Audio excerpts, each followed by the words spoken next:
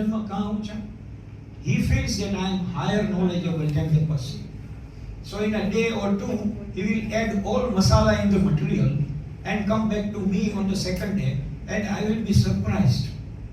और वहाँ से जन्म होता है कि लेट मी एक्सपेरिमेंट। हमारे नुक्कड़ के छोर पर लड़कियां है, उसको छेड़ना चाहिए, कौन सिखाता है? कौन सिखाता है? कोई नहीं सिखाता। तो आपकी बुक पढ़ के वी होप सो, કારણ કે આપણે સારું કામ કરવા નીકળ્યા હોઈએ તો અપેક્ષા તો સારી જ રાખીએ। અમે એવું માનીએ છીએ, बहुत अच्छी तरह से हम समझते हैं, my research also proved that if the methodological aspect of our body is going to be understood, तो डेफिनेटली आपकी समझ बढ़ेगी, तो आपका जो કન્ફ્યુઝન્સ है वो कम होगा। ગ્રુપનું છે અને એ આયોજનની પાછળનો ઉદ્દેશ બહુ સારો છે। ઉદ્દેશ એવો છે કે આપણા સમાજની અંદર અમુક પ્રશ્નો એવા હોય છે કે જે પ્રશ્નો ક્યારેય ઘરમાં કે નજીકના મિત્રો સાથે ચર્ચી શકાતા નથી અને પરિણામે સમાજની અંદર ઘણા બધા ડિસ્ટર્બન્સીસ ઊભા થાય છે।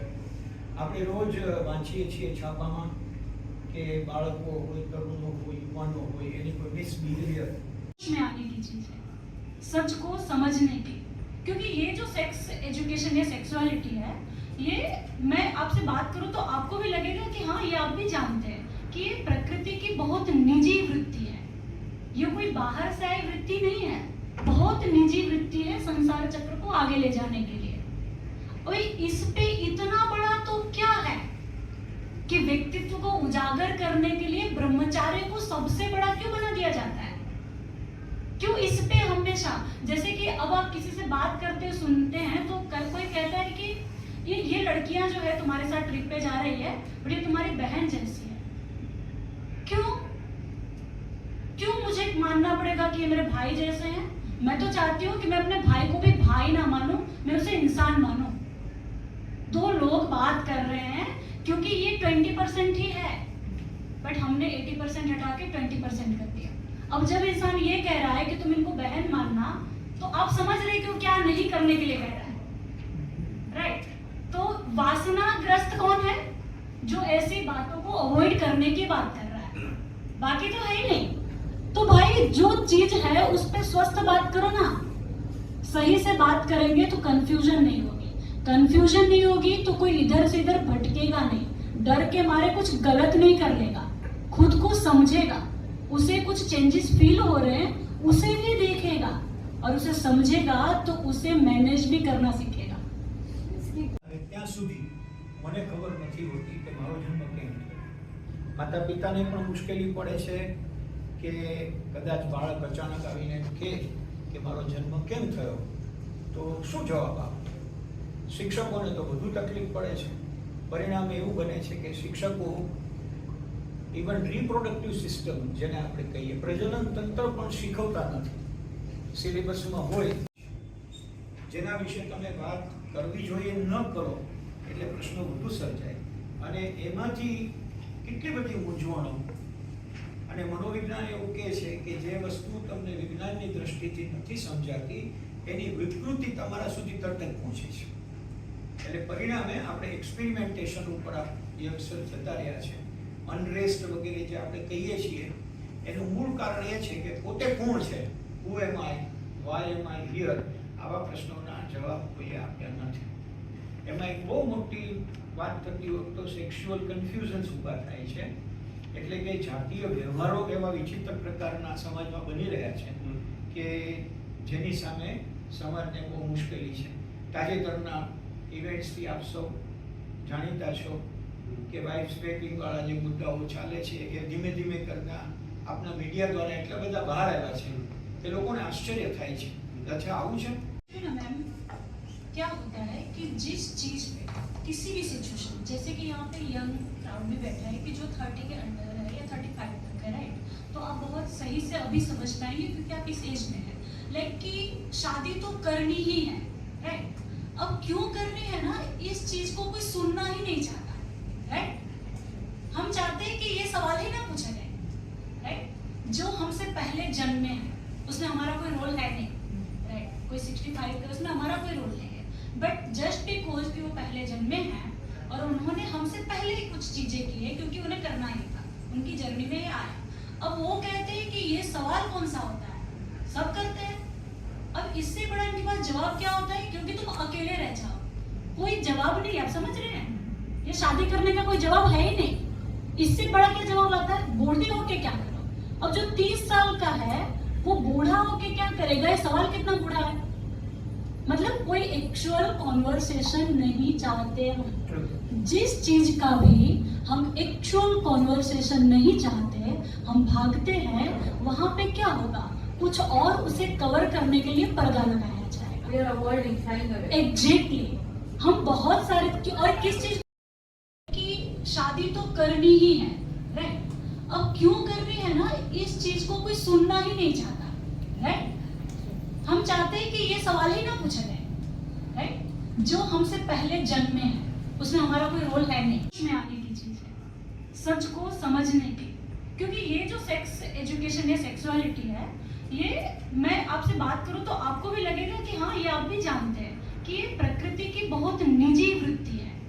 ये कोई बाहर से आई वृत्ति नहीं है, बहुत निजी वृत्ति है संसार चक्र को आगे ले जाने के लिए। और इस पे इतना बड़ा तो क्या है कि व्यक्तित्व को उजागर करने के लिए ब्रह्मचार्य को सबसे बड़ा क्यों बना दिया जाता है।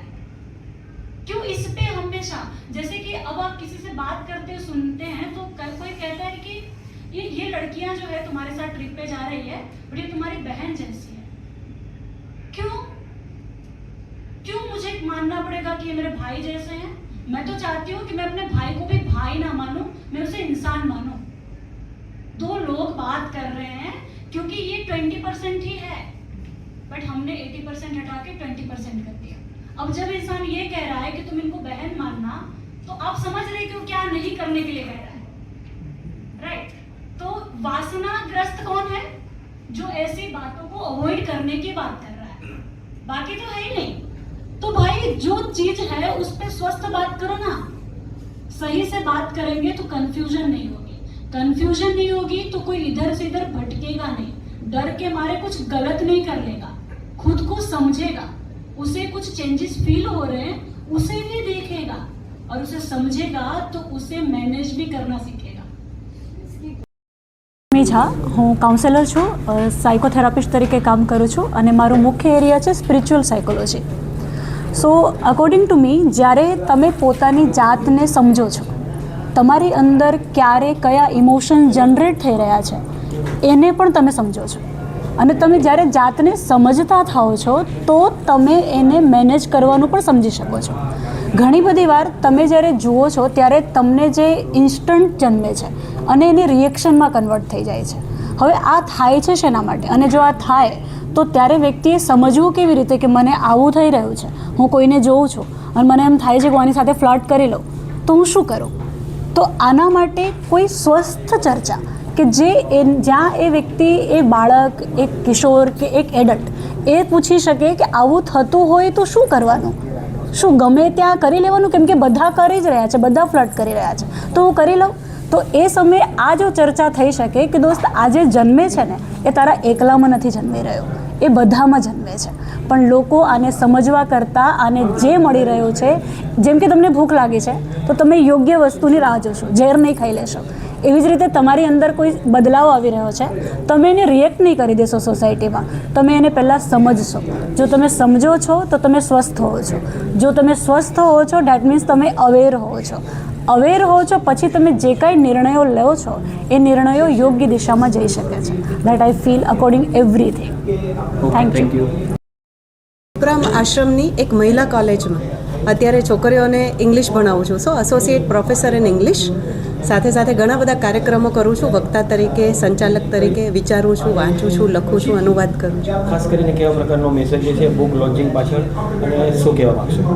બહુ સાદા શબ્દોમાં કહું ને તો આપણી એક સામાજિક પરિસ્થિતિ છે. કઈ ખબર છે, જે વ્યક્તિ છોકરાનું એટલે કે પુરુષનું શરીર લઈને જન્મે છે એ જેવો રડે એટલે સમાજ એવું કહે છે કે આવું શું છોકરી જેવું કરે છે. છોકરાઓ રડે નહીં. જો છોકરી છે એને ઢીંગલીને બદલે કારથી રમવાનું કે બંદૂકથી રમવાનું મન થશે તો એને તરત જ કોઈ રોકશે કે આ છોકરાઓનું કામ છે, આવું છોકરીઓને ન શોભે. આ આપણું એક કન્ડિશનિંગ છે કે જે આપણા શરીરના જન્મતાની સાથે જોડાયેલું છે. ઘણી બધી વાર આ કન્ડિશનિંગ છે એ એવી બાઉન્ડ્રી બની જાય છે, એ એવા પ્રકારની મર્યાદા બની જાય છે કે એનાથી બહાર નીકળીને આપણે પોતાની જાતને જોઈ જ શકતા નથી. એટલે આ જે પુસ્તકનું નામ છે ને, નો યોર સેલ્ફ, અથવા ગુજરાતીમાં પોતાની જાતને ઓળખો. તો પોતાની જાતને આપણે શું નથી ઓળખતા? ના, નથી ઓળખતા. આપણને જે સમાજ બતાવે છે ને એ જ રીતે આપણે પોતાની જાતને જોતા શીખી ગયા છે. સમાજના માપદંડો છે, આ સારું કહેવાય, આ ખરાબ કહેવાય. તો એ માપદંડ પ્રમાણે સમાજને જે અયોગ્ય લાગતું હશે એવી કોઈ પણ ભાવના આપણા મનમાં જો જાગે છે તો આપણે આપણી જાતને ગિલ્ટી ફીલ કરીએ છીએ, ગુનેગાર માનીએ છીએ, ડિપ્રેશનમાં આવી જઈએ છીએ, કે જે આજની પેઢી માટે બહુ જ સામાન્ય થઈ ગયું છે. ગિલ્ટ કોન્શિયન્સ, આ બધી પરિસ્થિતિમાંથી જો બહાર નીકળવું હશે, પોતાની જાતને એક વ્યક્તિ તરીકે ઓળખવી હશે, તો પોતાનું શરીર અને પોતાની લાગણીઓ આ બંનેની વચ્ચે જો સંતુલન સાધવું હશે, તો આ પુસ્તકમાંથી પસાર થવાથી આપણા માત્ર શરીર વિશે નહીં પણ આપણા શરીર સાથે જોડાયેલી લાગણીઓ વિશે, ભાવો વિશે, સંબંધો વિશે, એના બેલેન્સ વિશે આપણને ઘણું બધું જાણવા મળશે. Thank you.